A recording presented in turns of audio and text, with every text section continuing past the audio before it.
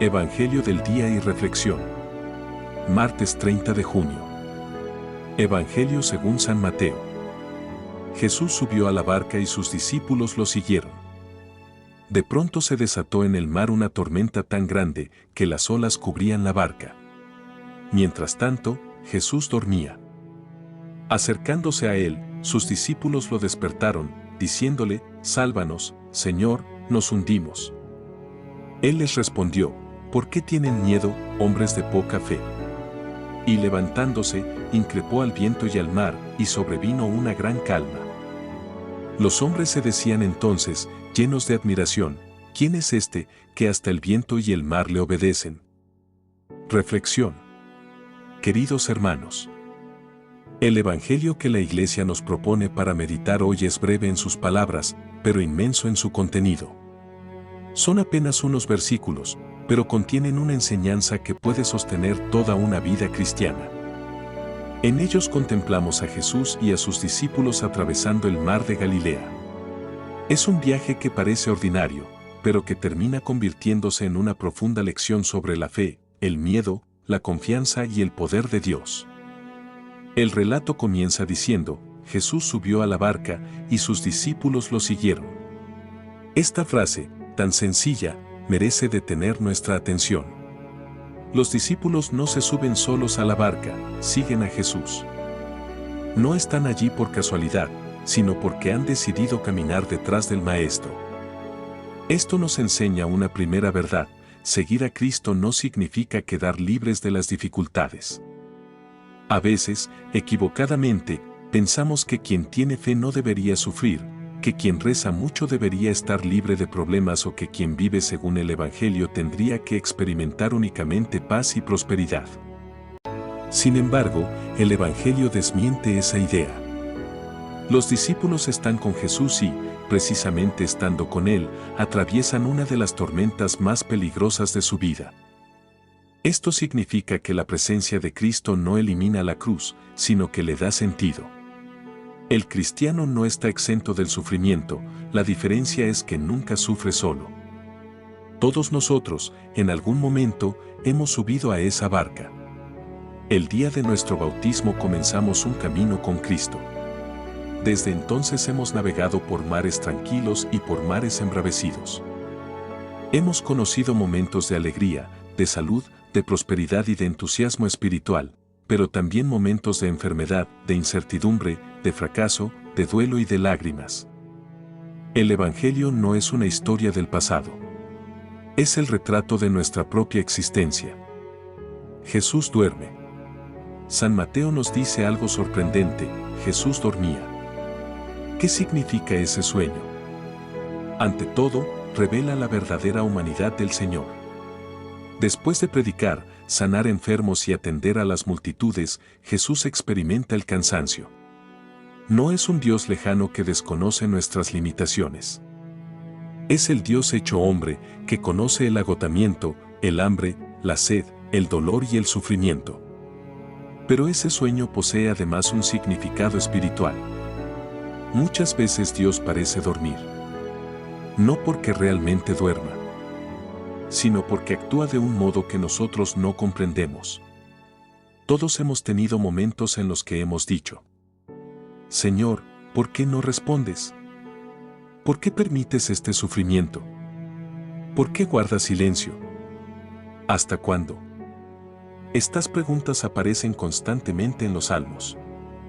Los grandes santos también las hicieron.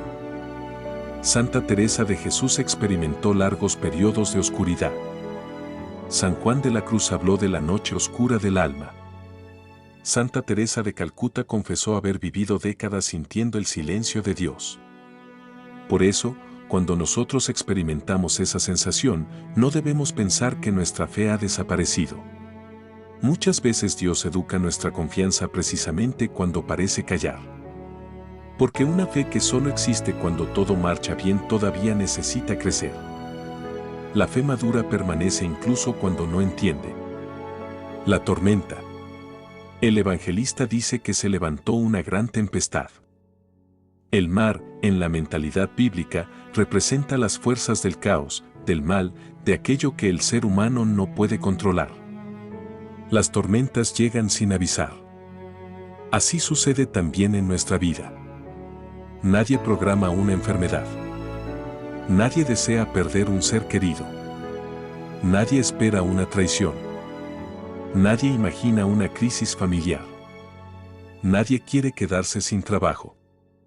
Nadie desea atravesar una depresión. Las tormentas simplemente llegan. Y cuando llegan, descubren dónde hemos construido nuestra vida.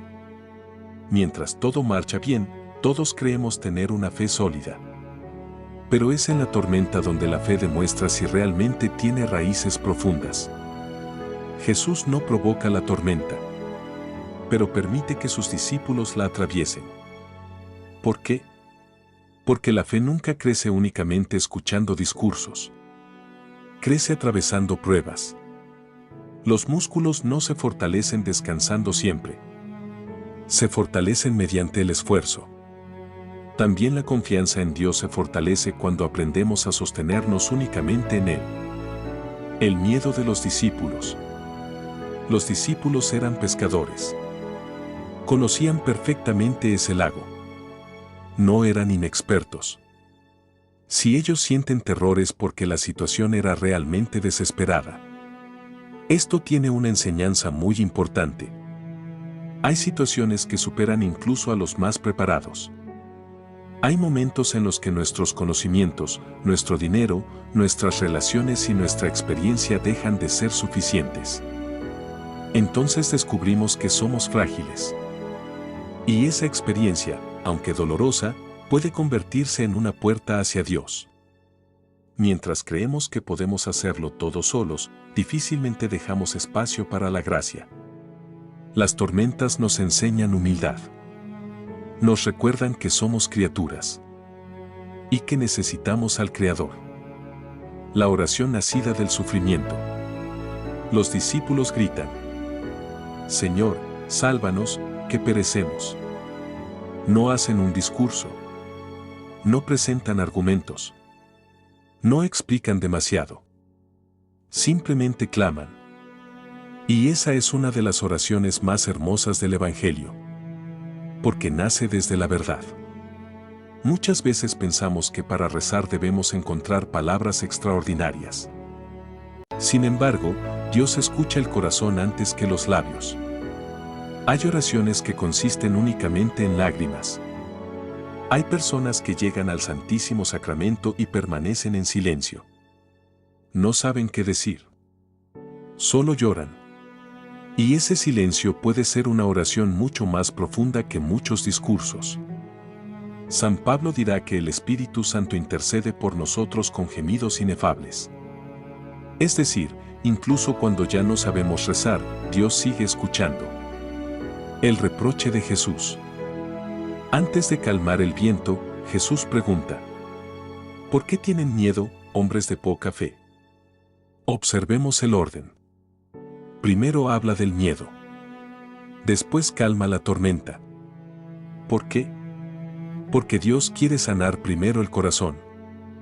Hay personas que viven sin grandes problemas, pero viven permanentemente angustiadas. Y otras atraviesan enormes sufrimientos conservando una paz admirable. La diferencia está en la confianza. El miedo aparece cuando creemos que todo depende únicamente de nosotros. La fe comienza cuando reconocemos que nuestra vida está en manos de Dios. No significa irresponsabilidad. No significa pasividad. Significa saber que, después de haber hecho todo lo posible, el resultado definitivo pertenece al Señor. Jesús domina la creación. Entonces Jesús se pone de pie. No necesita armas. No necesita esfuerzo. No necesita realizar un ritual. Simplemente habla. Y el viento obedece. Y el mar obedece. Solo Dios tiene ese poder. Aquí San Mateo quiere revelar la identidad profunda de Jesús. Él no es solamente un maestro admirable. No es únicamente un profeta. No es un reformador religioso. Es el Hijo eterno de Dios hecho hombre. aquel por cuya palabra fue creado el universo. El mismo que dijo en el Génesis, hágase la luz, ahora dice al mar que se calme. Y el mar reconoce la voz de su creador. La gran calma. Después de la tormenta llega el silencio. El Evangelio dice que sobrevino una gran calma. No una calma parcial. No una tregua. Una gran calma. Así actúa Dios. Cuando Él entra verdaderamente en nuestra vida, no cambia solamente las circunstancias. Transforma nuestro corazón. Hay personas que siguen teniendo la misma enfermedad y, sin embargo, viven llenas de paz. Otras continúan afrontando dificultades económicas, pero han dejado de vivir desesperadas. La paz cristiana no depende de que desaparezcan todos los problemas. Depende de saber que Cristo está presente. La barca es imagen de la Iglesia. Desde los primeros siglos, los padres de la Iglesia vieron en esta barca una imagen de la Iglesia. Navega sobre un mar agitado porque el mundo nunca ha estado libre de tempestades. Ha enfrentado persecuciones, herejías, divisiones, escándalos y crisis. Humanamente, muchas veces parecía destinada a desaparecer. Sin embargo, sigue navegando porque el verdadero timonel es Cristo. También cada familia cristiana es una pequeña iglesia doméstica, una barca donde no faltan las dificultades. Los esposos enfrentan momentos de tensión, los padres se preocupan por el futuro de sus hijos, los jóvenes buscan su vocación, los ancianos experimentan la fragilidad. Cuando Cristo ocupa el centro del hogar mediante la oración, el perdón, la escucha de la palabra y la participación en los sacramentos, la familia puede atravesar cualquier tormenta sin perder la esperanza. Una llamada a la conversión.